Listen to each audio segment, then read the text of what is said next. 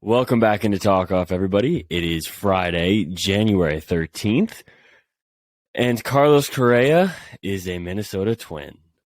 Zach, thoughts, comments? Because I have a boatload of things to say. I think everybody's coming to listen to your thoughts, but it's a good idea. I'll get my thoughts out of the way so you can just cook. Okay. So here's my thoughts. I'm gonna put the apron on for this one. Because I'm gonna. Here's my thoughts before I get you all riled up to start off. First of all, I just want to say, happy Friday, everybody! Thanks for coming out. Yeah, happy Friday, everybody. So Carlos Correa is a Minnesota Twin, and I'm honestly shocked. I really thought that he was going to be a Met come 2023. I really did, and he's just not. He's a Twin.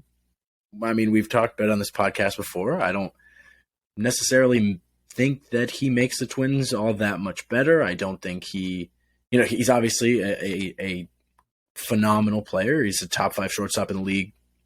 There's no question. But we've talked about, the Twins in general. They struggle when it comes to the starting rotation, and they struggle just all around. And I think they will, be in the hunt for the AL Central, but ultimately lose. For the Mets, it puts them in kind of an awkward position. I personally, looking at how the Twins shaped out the contract, was shocked that the Mets didn't match the contract. The Mets, I'm pretty sure, offered $157, also with tons of incentives, as well as the Minnesota contract. I don't understand why Steve Cohen wouldn't match this. That's the only place I'm really confused. I think the Mets are still in a very good spot. I still think they're my favorite to win the NL East, possibly the World Series. Having a young guy like Brett Beatty being probably ready this year to come up, I think he's going to be good, get some good young blood on the team.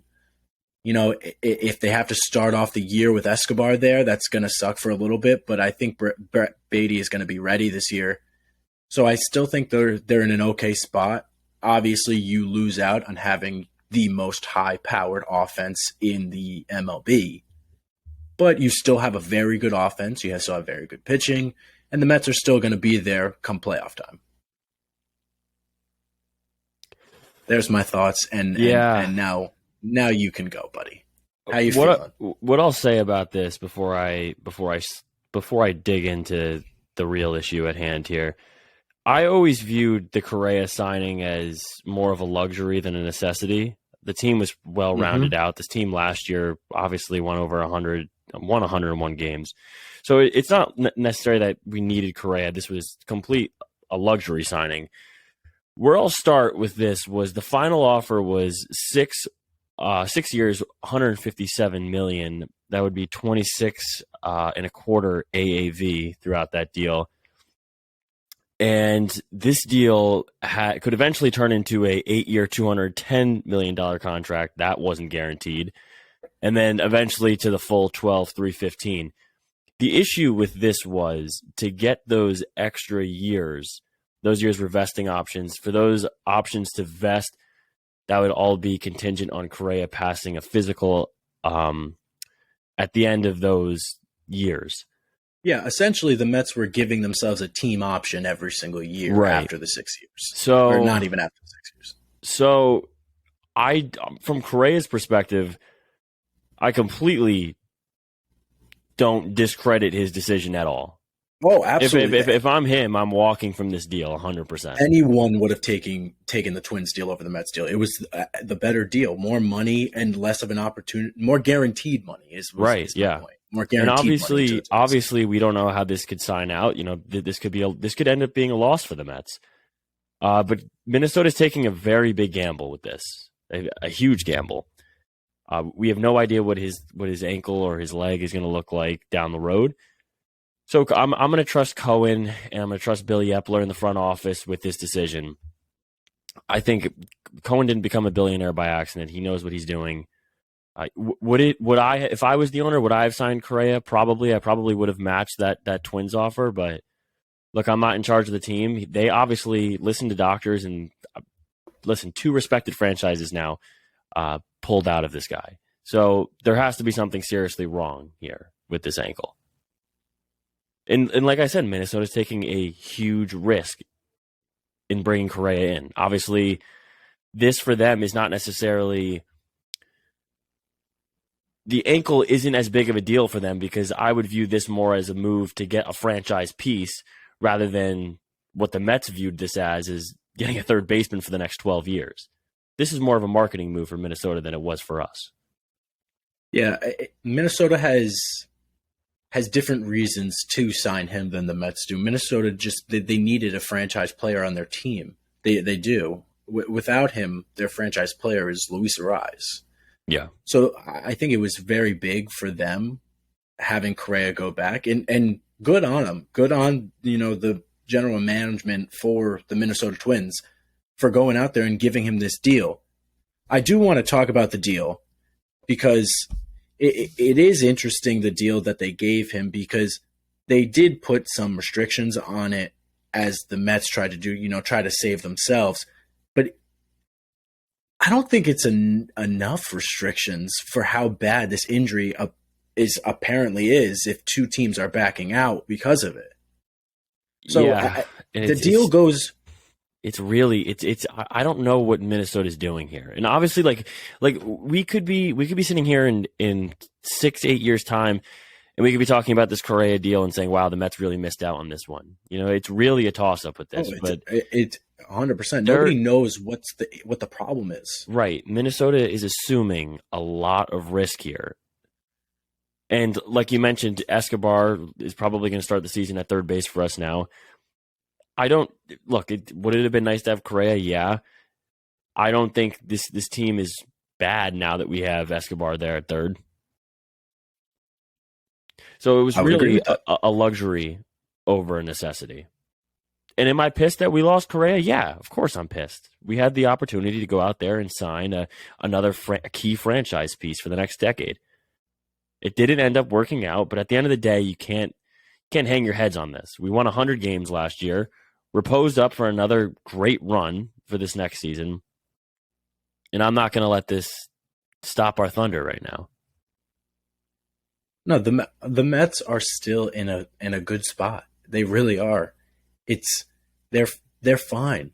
They won over 100 games last year, and they have arguably a better rotation than they did last year, and they have the same lineup. Mm-hmm.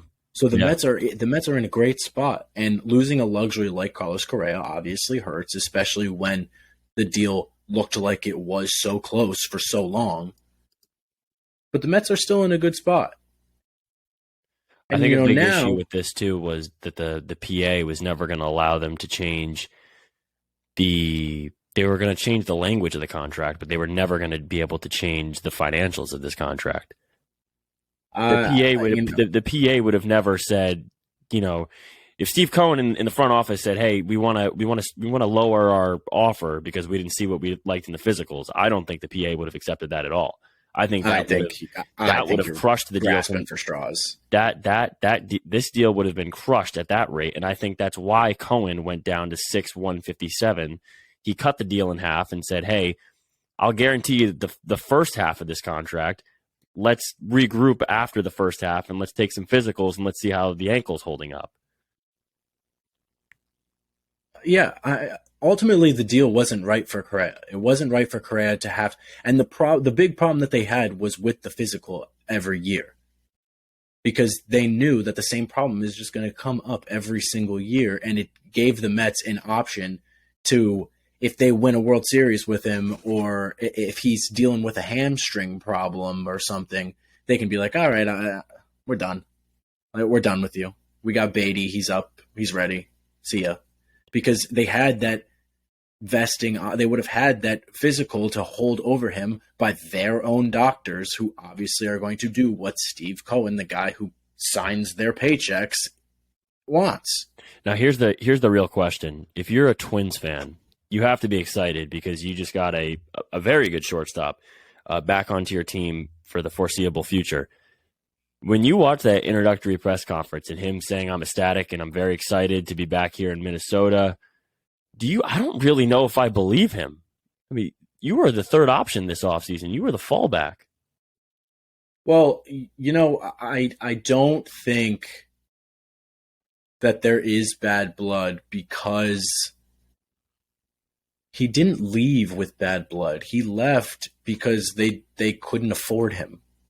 It wasn't because he didn't want to be there. He liked his time in Minnesota, but he wasn't going to go back there because they weren't going to give him the money that these big market teams were going to give him.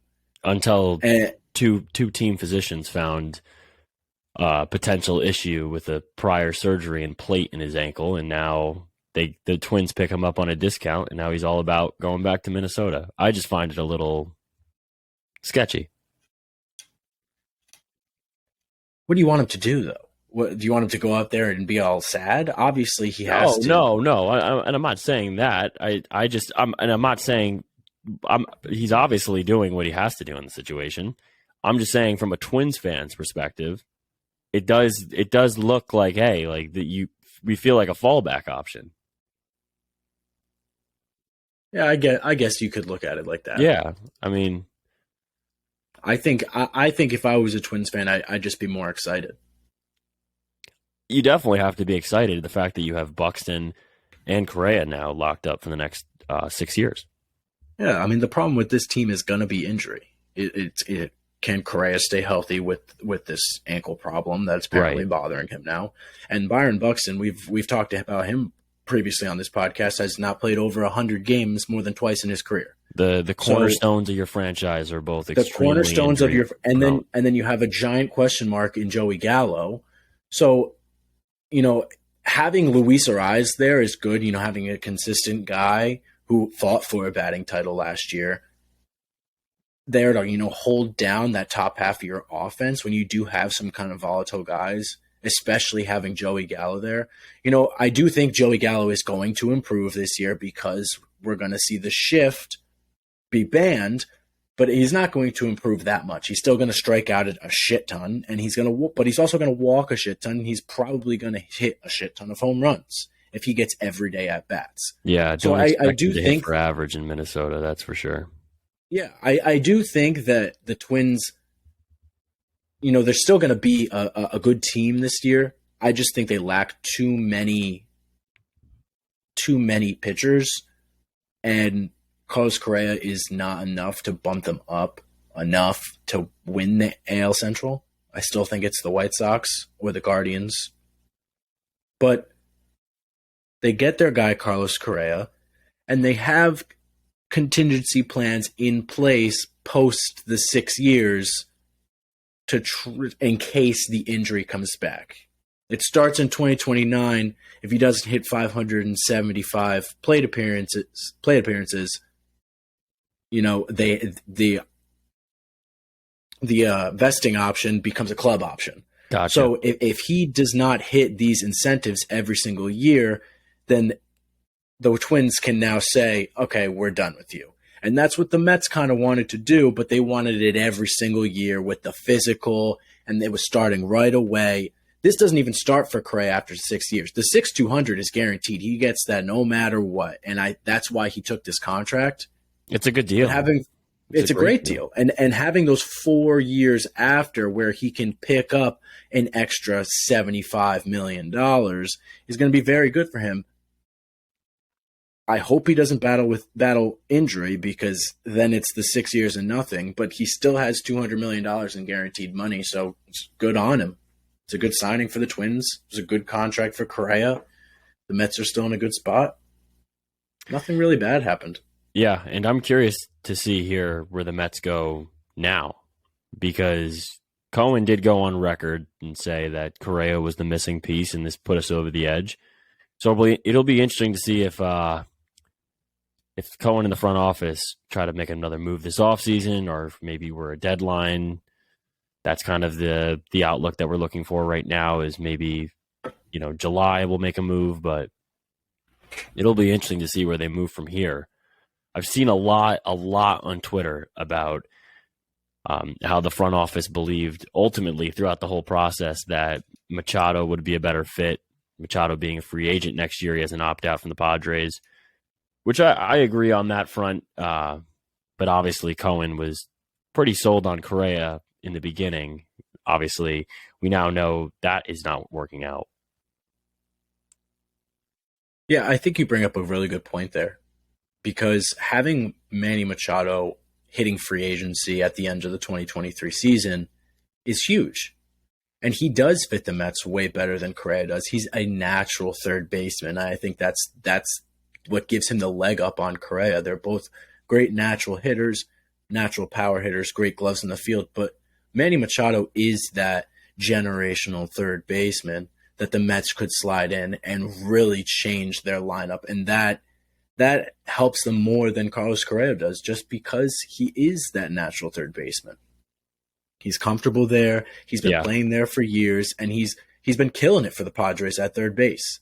So I think Steve Cohen, in the back of his mind, probably does have that there, saying, if we just wait one more year, Manny Machado is there, especially after he did lock up all these guys this year.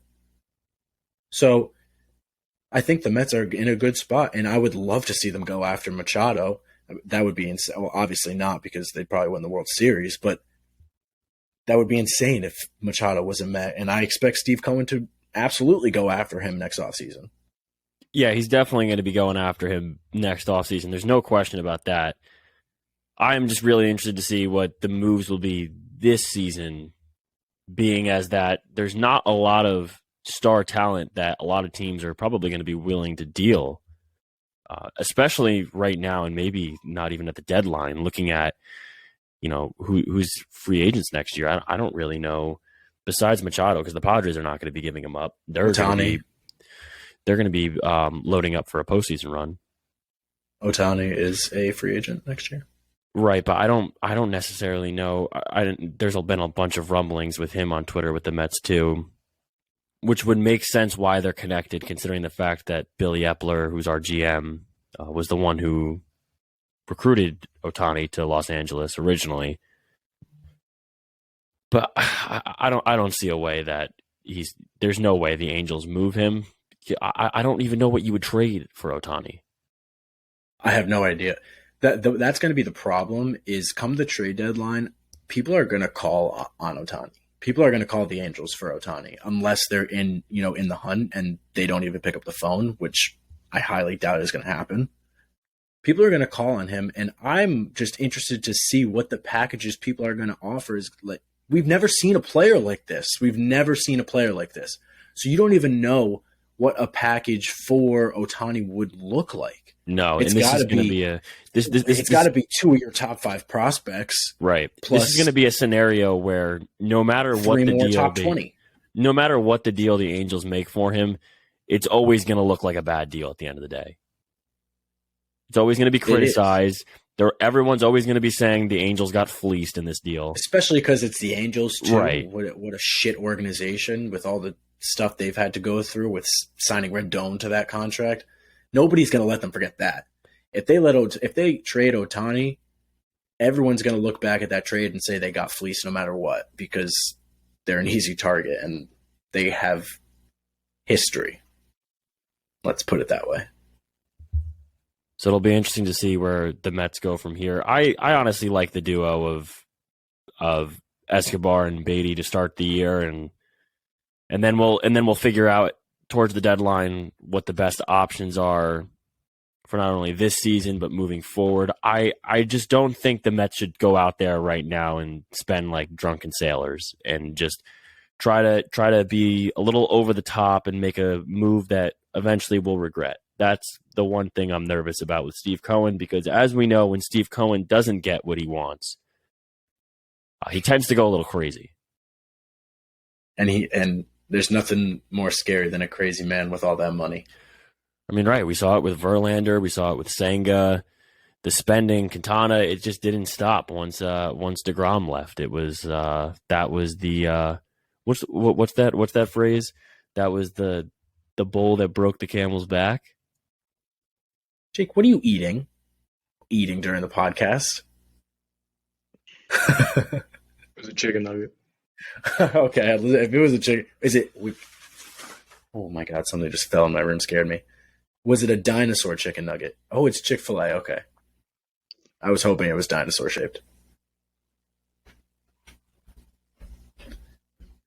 All right, I kind of want to get back into it, and I want to talk about another shortstop. Well, actually, second baseman, but we're going to say shortstop this year. And that is the sad, sad Trevor Story and the sad Boston Red Sox. Yeah, so he's we can't be happy for a week. We can't. There can't be good news for more than a week. Well, there's going to be a lot of bad news for the next 4 to 6 months as he pretty much undergoes modified UCL surgery here. Yeah, he basically got Tommy John, but he's not a pitcher, so they don't need to fully give him Tommy John. Right. They're trying to cut down the recovery time. So 4 to 6 months. But Heim came out and he said, shelf, baby. Yeah, Heim Bloom already came out and he said we can't expect Story to be back this year. So I'm assuming Kike is going to be the full-time shortstop now. I have no clue. Chris, I have no idea. It can't. You can't though. Like you can't move Kike. Because here's my problem, right?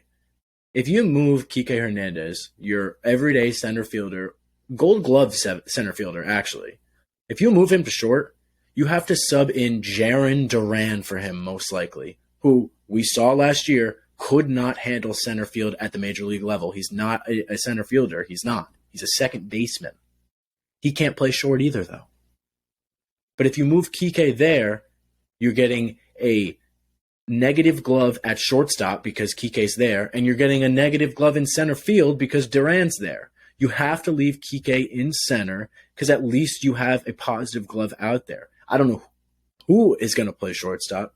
You can bring up Marcelo Meyer, but you can bring up the argument that you're just going to ruin him by bringing him up 2 to 3 years early. I mean, the guy is in Double-A still. So I think honestly, the Red Sox should probably be looking in the free agent market at this rate. Then exactly, Elvis and Andrews. There's not. That's my pick. That's who I would like them to go get right now. He was a Jose 3-WAR player Iglesias. last year. There's some good options out there right now, and but I mean, man, for a team like the Sox, who things started to look like they were kind of turning around, it just goes right back in the wrong direction immediately. We can't catch a break. We can't. I mean, we signed Rafael Devers to that beautiful contract, make me so happy, and then I just get pissed off 2 weeks later. It's just one thing after another, and it's just so annoying. But another thing is, did this injury just happen? Did it just happen? Because you missed 80 games last year at the back half of the season. Why were you not getting it done then? Why did you wait until now to get the surgery? So it had to have been an off-season injury, because if it wasn't and he waited this long to get surgery, I'm really fucking pissed then. Yeah, it's definitely suspicious timing. I mean, this has to be like an off-season workout injury at this rate. It has to be, because even if it was an injury in season, why did it not get fixed right after the season? It had to be an off-season injury. And what are you doing? What are you doing that you hurt your UCL that much to a guy that we've already talked about his arm problems and that he doesn't have the arm to play shortstop this year, who we were counting on to just play out of his mind and somehow learn how to throw from shortstop again. And now he has UCL surgery. Now I definitely don't want him playing shortstop. I have a suggestion for you. The Marlins have Joey Wendell available, who's a very solid hitter, and they've also been shopping Pablo Lopez. That would be a pretty good pickup if you guys could strike a deal to send both of them to Boston. So I have seen a lot of stuff on Twitter about we were in a lot of talks with Marlins management while they still had Miguel Rojas, talking to them about Rojas, talking to them about Wendell to try to come over and play shortstop. I don't want Joey Wendell on my team. I don't think he's a very good shortstop. He's just doesn't look natural there, and his bat is okay. I would have liked Rojas. I think has a lot of upside potential, and he's a great glove. He's not going to give you a lot at bat, but he's a great glove in the field, and he's a guy that's had experience playing in Miami every day, playing shortstop in Miami every day. I would have loved that, but he goes to the Dodgers. The Dodgers trade for him, which that's another trade that we'll talk about that I don't understand.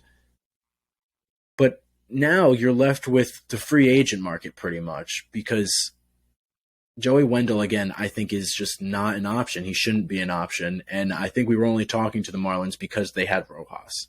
Pretty sure the talk slowed down a lot when they just traded Rojas to the Dodgers. But now you have to look to the free agent market, and you have to look to Elvis Andrus, who is the guy on the list who has honestly he had a pretty good year last year. He was above 3 WAR player, which is something you can expect for a guy on the back half of his season of his career like he is. So I would be fine getting a veteran guy like that out there. He's a good glove still at shortstop. Obviously, he doesn't move the same way he used to, but he's still a good glove out there. He'll probably hit 250 if we're lucky, but I would much rather have that there than moving Kike Hernandez from center field and putting Jarren Duran, having him be our everyday center fielder. I think that's what's going to happen. Keim is going to have to hit the free agent market, just sign a veteran to come in and play shortstop, and then I think they're going to have to be the everyday shortstop for the whole season because when Trevor Story, if he does come back, I don't think you can trust him to play shortstop after this surgery. So he'll probably move to second base, and Christian Arroyo will go back to utility. Honestly, they'll probably use him as a designated hitter for the rest of the year. I wouldn't be surprised about that either. But man, the Sox are in a tough position now. This is you guys can't catch a break. It's Nope. one after the other this offseason. It's really sad. It really is. After the shit year that we had last year, I was like pissed off because we had a shit year, but I was like, you know what? Keim is gonna cook. He's gonna cook. And we have 3 relievers, Yoshida, and we lost a bunch of players, and I want to die. So take away some positives from this year. Let's see how Yoshida faces Major League hitting and adjusts to the game here at the Major League level. And there's not much more than I could say than that. You'll have a good bullpen. And I'm looking forward to Yoshida, and I'm looking forward to Casas' rookie debut. Like I think he's going to be so good, and he's going to be the cornerstone of our franchise, hopefully for the next several years. So, and I'm fingers crossed, that's for what I'm healthy looking Chris forward Sale. to this year. I would love to see Chris Sale stay healthy, but hasn't done that in 3 years. So moving on to the Dodgers, Miguel Rojas gets shipped off to the Dodgers. The Marlins grab Jacob Amaya, the Dodgers' 15th ranked overall prospect. Rojas in the 22 season hit for a 236 clip, 6 home runs, 19 doubles, 36 RBIs, and posted a 605 OPS. This is a Dodgers team who is trying to fill the void of Trey Turner, and man, is that some big shoes to fill. I'm not gonna lie, I don't hate this move for the Dodgers because they honestly don't really have a lot of trade bait at this rate. They've went out in the past 3-4 seasons and they've dealt it a great deal of their good prospects. And at this rate, most of their prospects have already progressed to the major league level. And with the talent that they've already lost this offseason, a lot of that talent that was probably trade bait in years past is now going to need to step up and produce at the major league level. So I think this is a move from the Dodgers that are showing that, you know, we don't have as many options as we did in the years past. So I agree with you that the Dodgers are shorter on options that they have been in years past because they are. But I'm going to have to disagree with you in the fact that I don't like this move by the Dodgers. I don't. I feel like there was just no need. I think Gavin Lux is a very solid shortstop. I think he would be fine to play shortstop every day for the Dodgers, and they would have Chris Taylor play second, and that would be their middle infield. I understand that they signed Rojas so Lux can play second base, and he might be more of a positive defender at second base, but I like Lux at shortstop. I really do, and I think they would be fine with Lux at shortstop. Rojas he doesn't hit is the problem. He's obviously going to be a very good defender for them at shortstop, but he just doesn't hit enough for me to like him enough for the Dodgers to make this move. Jacob Amaya is a very good prospect, and he was top 15 prospect for the Dodgers, and they gave him up for Rojas, who started his career as a Dodger. Right. So I'm curious to see what this lineup is going to look like now. Me too. I think Rojas is going to start at short, and they're going to move Lux over to second. He's going to start at second every day, and then that gives Chris Taylor the opportunity to either start in the outfield or play that utility guy and just give guys breaks. Honestly, it'll probably be a tandem of a lot of guys shifting around the infield because Vargas will be playing third now. So I wouldn't be shocked to see a guy like Lux or Chris Taylor playing third at some points of the year to give Vargas a day off. It's going to be a very versatile left side of that infield. And the Dodgers have been versatile for years. They've had guys for years that have just been great utility guys. We've seen Gavin Lux play all over. We've seen Will Smith, Chris Taylor. We've seen a lot of these guys play all over the place. Cody Bellinger played first when he first came into the league. They've moved Mookie Betts to second base before. The Dodgers love playing guys out of position. They love guys who are utility guys, and they'll always have that. I think it's a good thing to have. I'm just not a big fan of the Rojas deal. I'm not a big fan of Rojas. If the Red Sox got him, I'd probably be like, oh, this guy's so good. Oh my God, defender, whatever. Maybe it's just because he's going to the Dodgers, but I don't know. I just like Gavin Lux, I think, more. Yeah, I don't disagree with you on the Gavin Lux take. I think he's a very good player. And the Dodgers are definitely it's definitely going to be interesting to see him now at second as opposed to him at short. I was really looking forward to seeing Gavin Lux play short full time for the Dodgers. That would have been fun. Me too. That would have been a lot of fun. Also across town, Nelson Cruz 1 year, $1 million with the Padres. So the Drays got themselves a DH now, which I don't really think they needed. But like, if Cruz is throwing out there with $1 million, like, why not? So I see this signing as a Udonis Haslem re-signing in basketball. And if nobody knows if people listening don't know who Udonis Haslem is, he is like 50 years old, and he's played on the Miami Heat for about 25 years. That's what I see this as. I think they signed Nelson Cruz to a $1 million deal to coach for them. Interesting. I think so this is like almost like a Manny Ramirez later in the career player-coach kind of deal? I think this is a player-coach kind of deal. They want a veteran guy in that clubhouse. The Padres have so many personalities in that clubhouse between Machado and Soto and Tatis. There's so many stars. It's hard for especially the younger guys like Tatis, Soto.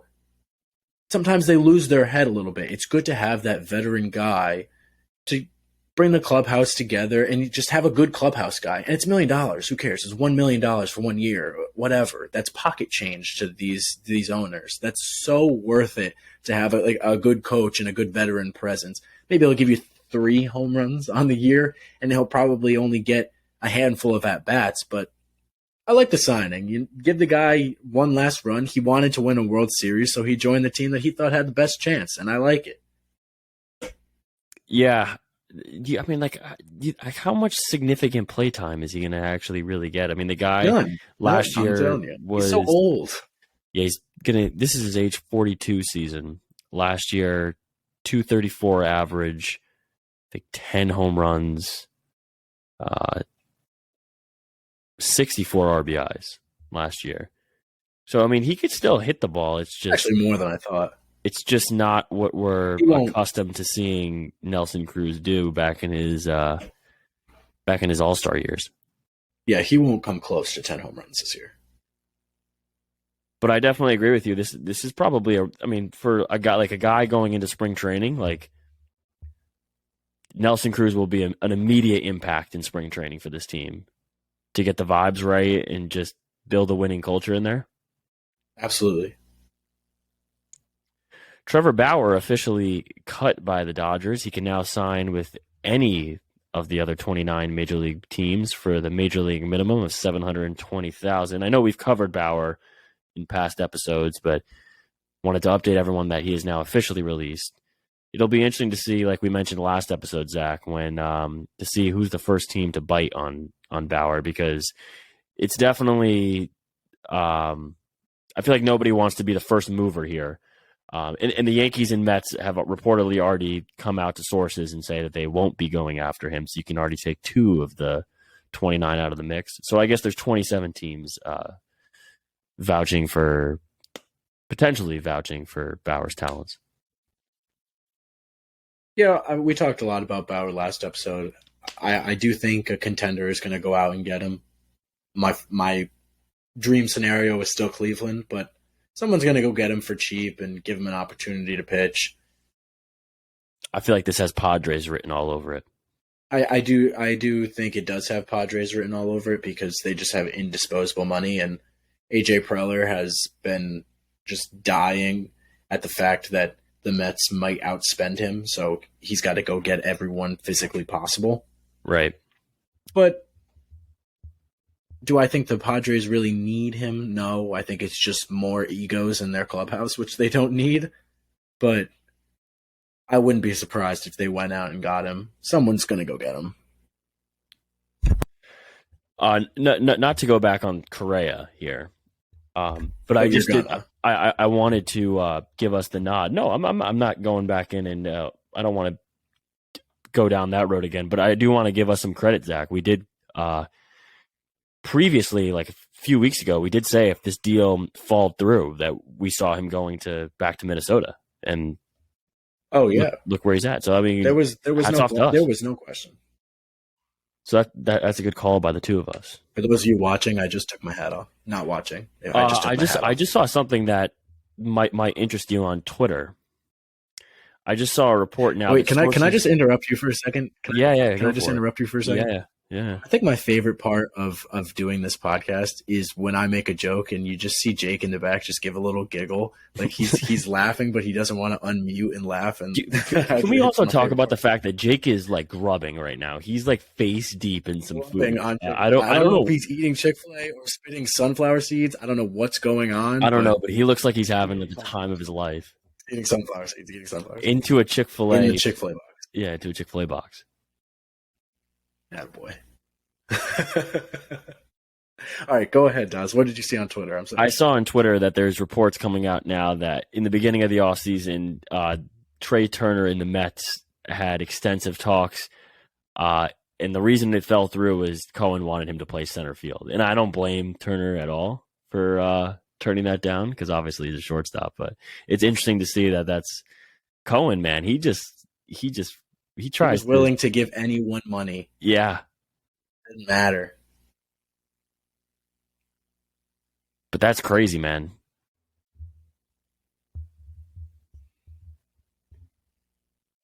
Yeah, he defies the laws of baseball. He doesn't care what position you play, how much money you want. He doesn't care. He just wants players. Wants his team to win. I love it. So I don't think there's too many more blockbuster free agents out there, if any, at this rate. No, the free agents are, as we've talked about, they're dwindling down. It's pretty much scraps now. The biggest guy in the market's probably maybe Aroldis Chapman, who I saw is getting interest from a lot of teams today. Actually, yeah, me too. I saw that, but there's not a lot of big name guys left. Still a couple signings that went down this week that I wanted to talk about. Brandon Belt signs with Toronto. I love this for Toronto. They needed more lefties in this lineup, which is what we've talked about and what they've tried to address by going out and trading for Dalton Varsho. I Yeah. think this is great. I think Brandon Belt is a good backup for Vladdy when he needs days off. He'll probably platoon DH with Danny Jansen if I had to guess. I think this is great. This is a guy in Brandon Belt who has done this for 11 years, and he's been doing it great in the back half of his career, and I don't know why. In the shortened 2020 season, he hit 309. 2021, he had 274. Last year, he definitely had a down year. He had 213. Didn't play very well last year, but he did deal with some injuries last year. He only played 78 games.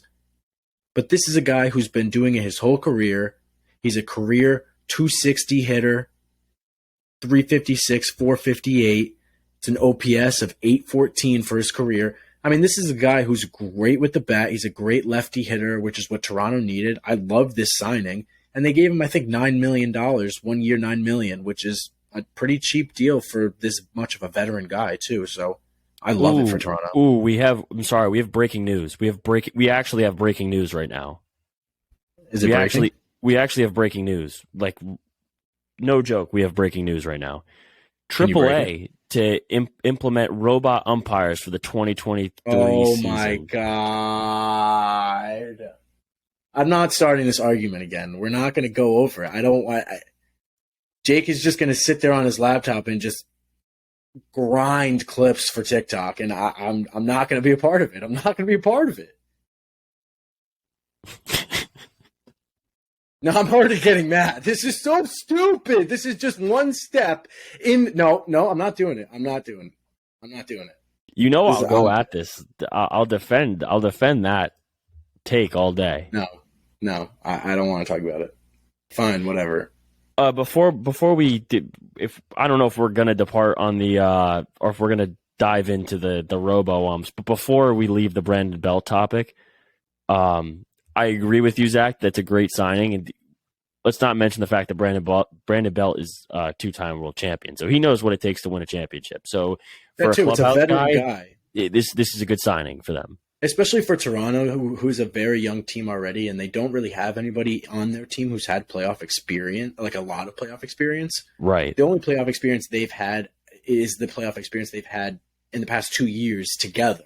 So they don't have a World Series champion or anybody who's been to a World Series before, in their lineup or in the rotation. So I think it's good that Belt is there, two-time champion, can be a veteran presence and still a very good hitter for a platoon DH. Stephen Vogt, that's how you say his last name, right? I think it might be Vought, but Vought.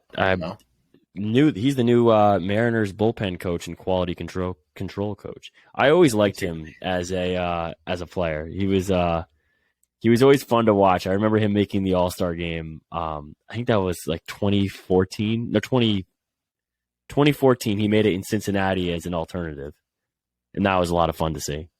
So I wanted to give our man Steven a little shout out on the show.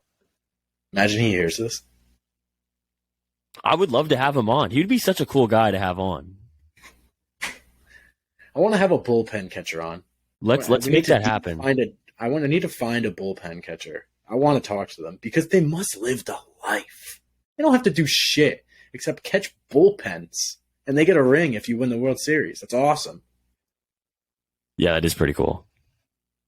And you're like boys with all the pitchers too. So like imagine you have a sick rotation. That'd be awesome. I would feel like actually a good amount of pressure being a bullpen catcher, warming someone up for a start, because you're kind of like the last quality control check before he's going out to the rubber for that game. Yes, but I just think it would be fun. This will say a lot about you. If you were a bullpen catcher, would you wear a chest protector or would you not wear a chest protector? I would 1000% be wearing a chest protector. Okay, so I'm the same way, but there's a lot of bullpen catchers who don't wear chest protectors. I actually read that, which is I'm not brave either. Trust me, but like aesthetically, like that looks pretty cool. Like it does look really cool. It looks really cool of just saying like my glove is not going to get in the way between your fastball and my chest. That's pretty cool. So do we want to get into robo umps, or are we gonna Nope. We're skipping that. I told you we'll save it for another episode for a rainy day. It's Okay, raining we'll right save now, this but for a raining day. It is raining right now. But Buster Olney just confirming that Major League Baseball, excuse me, well, it is Major League Baseball. Yeah, I don't know why I went back on that. Will implement electronic strike zones in all 30 Class AAA ballparks beginning this season. And you know what? I wonder if next year it'll be. Do you think this is a rule, Zach? And I'm not asking you to get involved on whether you like it or not, but when it ultimately does get implemented, because it will, do you think this will be tested in spring training first before we bring it into regular season? I think this is. I think it'll probably get tested more than anything we've ever seen. Yeah, this has to be its last real step. Wouldn't you say? I don't think so. I think it'll get tested for more than one season in AAA before it comes up. I think you know what this means now, right? I think this means we have to go to a AAA game and see what it's like to be in the stadium and everything be exactly correct. Every ball is straight. And correct me if I'm wrong. Are they AAA? The Hartford Yard games? I don't think so. I'll fact check that. But correct me if I'm correct me if I'm wrong, Zach. With the electronic strike zones, hitters get the challenge, and it's a fairly quick challenge that they have. I don't know. But they do get to challenge something. I did see the challenge. I don't know if that's with robot though. I don't know if those two go hand in hand. By the way, definitely, because why would you challenge a robot? It would just show you the robot again. Right. The Hartford Yard goats are AA. Oh, that's what I thought. No, that would make sense. Yeah, we'll see what happens. Because I was curious because I'll use this example. Tennis is they use electric. I don't even know how to phrase this, but they use. It's like VAR. It's like video assistant. Yeah, right. It's a video system, and they use that. They still rely on the human element for the umpire in tennis. It's called an umpire, right? Yes. But players do obviously have the right to challenge a play, and the whole stadium sees it, and it adds for a moment of drama, which is cool. Like, that's cool. And to your point, Zach, if Major League Baseball doesn't end up reverting to fully automatic umpires, I think it would be cool to see a hitter challenge a strike call. Yeah, it would be. It would be cool, I guess. Because there's a lot of instances where we've seen bad calls end games, and I'm not a fan of that. Nobody is. Specifically, the game that eliminated the Giants in the playoffs 2 years ago. Yeah, of course. Do we want to get into some Florida Man Friday? I was just going to say, should we get into the best segment ever created by man? I think so. I think we should. Jake just smiled. That was yeah. He liked that one. Jake liked that one. I hope somebody out there watches the YouTube so they can. No, just kidding. Jake's not on the YouTube. Well, nobody can see Jake's reactions, but if you could, everybody would be laughing. Jake just got a new haircut, and he looks really handsome with that. So, well, we just appreciate our producer. Everybody without his podcast. This is true, and a podcast is nothing without I'll get the ball rolling on this. Get the ball rolling, Chris. You start with Florida Man Friday. So I've got this article here. Florida man charged with assault with a deadly weapon after throwing alligator through Wendy's drive-through window. So he thought it would be a funny prank to throw an alligator through the drive-through window when he was going through the Wendy's drive-through. And according to reports, he thought it was a harmless alligator. So he threw it to the drive-through window. No one was hurt, and I don't think anyone was in the window at the time, thankfully. But at the end of the day, he was charged with potential assault with a deadly weapon, and the alligator was caught in the kitchen and returned to wildlife after. So I guess can you purchase alligators in Florida? Where does one It's Florida. You just pick them out of a PetSmart? swamp. Well, not PetSmart. I don't think you can just buy one as a pet. They just pick them out of swamps. And they're like, "Oop, this is mine now." It's I Florida. It's I like a would different not. world. This is true. That's why we have this segment to spread the word about this different world that we have discovered in Florida. Do you know what the word is? The word of the Lord. The bird is the word. Ah, yes. Yeah. Larry Bird. All right, Jake, what's your Florida Man Friday, buddy? Mine is pretty self-explanatory. It deals with two guys, one named Urkel and the other one named Tony. Oh, Urkel and Tony. Favorite guys. I thought I'd lead with that. The title of the article is Florida Man Beats Another Man with Bricks for Not Sharing His Crack Pipe. Oh, And I think we could all kind of imagine how that went down. But yeah, Urkel got the shit beat out of him. I was just gonna ask who got beat up. I was really hoping it wasn't gonna be Urkel. Unfortunate stuff for Urkel. Can your name be Urkel and can you beat someone up? I think you have to get beaten up in a situation where your name is Urkel and someone else's isn't. Do you think an Urkel has ever given a wedgie? No. Oh, they only take them, right? Yeah, I think it's like a law. I agree. If my name was Urkel, I would let you guys wedgie me every day because it's just how physics works. It's how it's We can supposed make to. that work. My name's not Urkel. We could file some documents. Well, we will not be. All right, I'm last, and my Florida Man Friday is about a very desperate man. Title of the article is Man Desperate for Ride to Hooters Calls 911, Ends Up in Jail. So this guy, apparently he really, really, really wanted to go to Hooters, and I don't know why he wanted to go so bad, but he really wanted to go. So we called 911, told them that they needed to pick him up and take him to Hooters because his grandmother had a stroke in the parking lot. So 911 picked him, the ambulance picked him up, went to Hooters parking lot. They searched for 3 hours. 3 hours for a grandmother. And then they went to the grandmother's house and she was like, "Nah, I've never had a stroke before." So apparently this is the horniest man on the face of the planet, and he had to go, or maybe he was just really hungry for some Hooters wings. We'll never know. But he tried to use an ambulance to get a ride to Hooters as an Uber. So that is just a little sad. Poor guy. Poor guy. Should we get into some picks? Sure, I love picks. Because Picks that's are cool. picks music.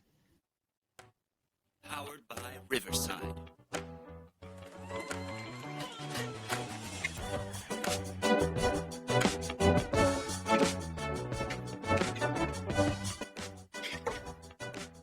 You know, with it being all rainy and whatnot outside, that song just turned my rainy day, and that was my little sunshine through the clouds of That was rain. really nice. I love that song. I just love all of our music. That song was just makes me so happy.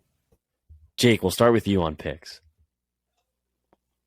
I need to pick it up. I'm 2-5 on the pod. I had one get canceled, one of my games, so 2-5. We're gonna stick with hockey. We're going to Edmonton Oilers Friday night. I forgot who they played, but they're playing the Sharks. The Sharks are terrible. They're in San Jose, but Oilers are gonna win. Lock it in. Oilers money line. McJizz. Love it. I am taking the Villanova Wildcats +1 on the road at Butler Friday night in Indianapolis. The Wildcats are 2-4 to open conference play. Excuse me. They've dropped their last two. This is a team that's struggling currently under new head coach Kyle Neptune. They're definitely not the same team after Jay Wright left, but I do think I don't think I can bet on on Villanova to lose after they just dropped a game against DePaul, one of the worst teams in the Big East.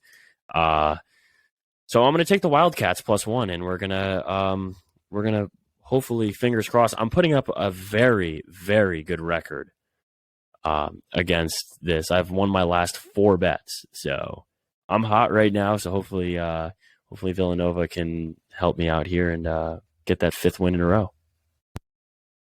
Wouldn't that be nice? I am on a bad losing streak. Lost my pick from Monday on a half of a point. Very upset. I'm only at 1 step above Jake at 3-5. But we're going to get back on it. And tonight, Friday night, 7 p.m., I'm on my alumni. Not alumni. What is it called when you alma mater? My alma Your mater. alma mater. Marist College. Sing the fight song Men's now. basketball. Go. I don't know if we have a fight song. Marist Red Foxes. That was my fight song. Marist Red Foxes, men's basketball against, we tried to pronounce this before the show. I don't know if I can do it. Canisius. Marist is 5-9 on the year. They're really bad. They've been bad pretty much every year I went there. But we love the Marist Red Foxes +5.5 against Canisius away. I love it. Roll Foxes. Fox for life. I like you betting on college hoops, man. Because I'm a big college hoops fan. So I love me some college hoops. all right, everybody. Well, this is a great Friday show. Everybody Are you forgetting something? Wow. Did I jump the gun? I apologize to the start? listeners. That's a false start. That's a Apologize. false start. I'm sorry. False It's start. embarrassing. Like, we haven't been doing this for like 5 weeks now. False start. Oz is scared. He's scared of the roulette wheel. I think he is scared. I'm not scared. Are you scared? I'm not scared. I'm not Are scared. you scared of the roulette I wheel? swear. Are you swear scared I'm of the not wheel? scared. Swear I'm not scared. Okay. I'm sorry. So the random number today was Could ask my 30. mom. I'm not scared. Okay, I get it. The random number was 30. So we're going to do 1, 2, $3 on 30. Are we ready? About as ready as I'll ever be. I'm scared. Okay, and we're spinning. Come on, 30. Come on, 30. Come on, 30. 30. 7. Whoa. Oh my god! 7. I don't know why I had a feeling this was it. I did too. I'm not going to lie. I think the day we get a low number is the day it's going to hit, because we get a high number every single week, and every single week we lose. If anybody wants to tweet a number that will tweet or DM us a number that will play in the next episode, follow us on both Twitter and Instagram. Twitter is at the Talk Off Pod. I think Instagram is the same. Is that correct? Same Yeah. on all on Instagram, platforms. Twitter, and TikTok. Don't forget about the TikTok. Yep, at Talk Off Pod. Also Talk Off Pod on YouTube.